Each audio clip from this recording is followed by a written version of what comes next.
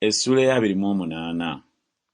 Awo olwatuuka mu mwaka ogwa Zeddekiya kabaka wa Yuda nga kyajjaatanula okufuga mu mwaka ogwokuna mu mwezi ogwokutaano, Kananiya mutabani wa Azuli nnabbi ow'e Gibyoni n'ayogera nange mu nnyumba ya Mukama, bakabona n'abantu bonna nga weebali nti, bw'ati bw'ayogera Mukama w'eggye, Katonda wa Isirayiri nti, mmenya ekikoligo kya kabaka w'e Babulooni.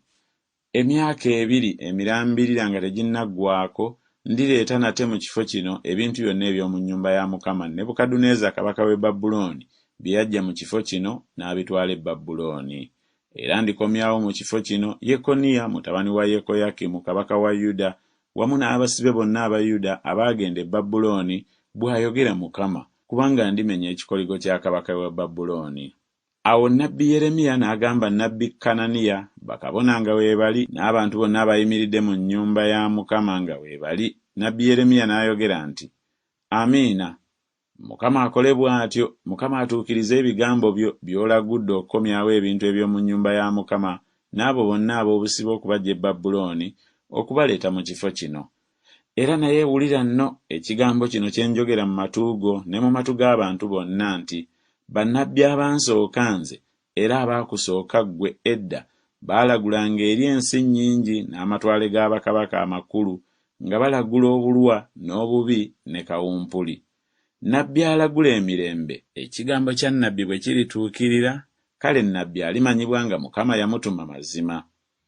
Awo Kananiya nnabbi n'ajja omuti ku nsingo ya nnabbi Yeremiya n'agumenya.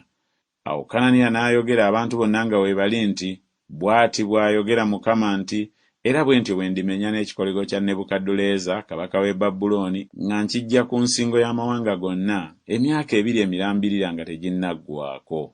Awo nnabbi Yeremiya ne yeddirayo.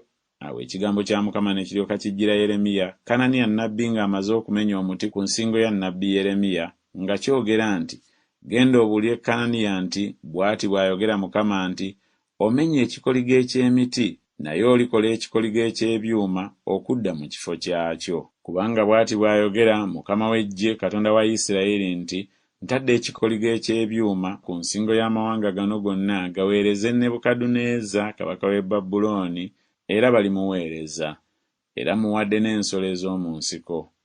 Awo nnabbi Yeremiya n'alyoka agamba Kananiya nnabbi nti, wulira nno Kananiya, Mukama takutumanga, naye weesiza abantu bano eky'obulimba. Mukama kyava ayogera nti, laba ndikusindika okuva ku nsi mu mwaka guno mw'olifiira, kubanga oyogedde eby'obujeemu eri Mukama.